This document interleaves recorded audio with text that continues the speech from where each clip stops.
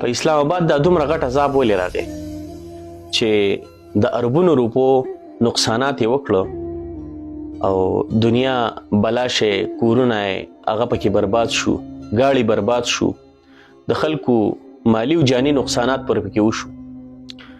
تاسو ته علم شته دی خبرې چې دا وجه څه کېدای شي؟ نن به زه تاسو ته یو څو وجوهات ذکر کما او بیا به زه تاسو ته یو حدیث مبارک هم ذکر کما چې آیا په اسلام آباد کې ولی مدرسې نشته، نیکان خلک نشته دی چې یوازې دا دونه غټ عذاب دا په اسلام آباد باندې راغی؟ نو زه اولنې مین پوینټ او غټه خبره او د ټولو نه اهم خبرې طرف ته ستاسو توجه غواړم چې نن په اسلام آباد کې که ته غواړې چې یاره ماته دې د زنا خلک میلاو شي، زناکار خلک دې راته میلاو شي، نو ته به په اسلام آباد کې فیصل مسجد ته ځې. ډېره د افسوس خبره ده چې جومات دا زمونږ عبادت خانه ده. تا به چېرته د سیک او د هندو د سیک په عبادت خانه کې هلته به دا حرکتونه کیږي، د زنا کارونه به کیږي، د زنا دعوت به ورکړی کیږي.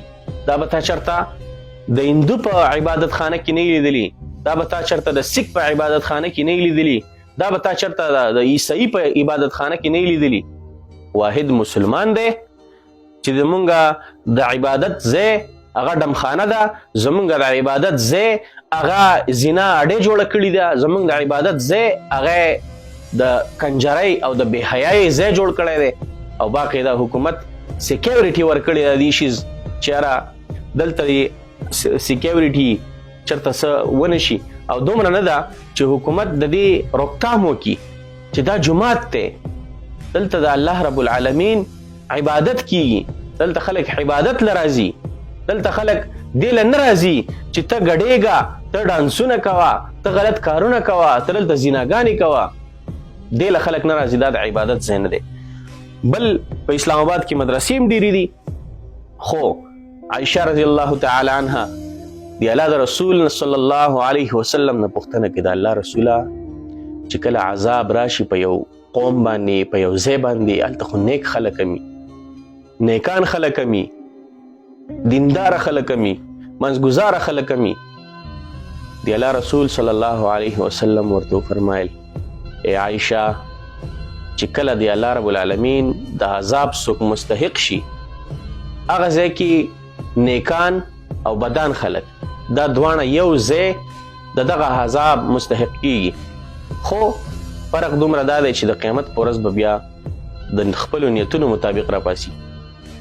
بهرحال خبره اوږدول نه غواړم، خو نور وس نن سبا دور کې که څوک وایي یاره چې زه زنا لازم نو هغه اسلام آباد ته ځي، که څوک بې حیایۍ لځي نو هغه اسلام آباد ته ځي.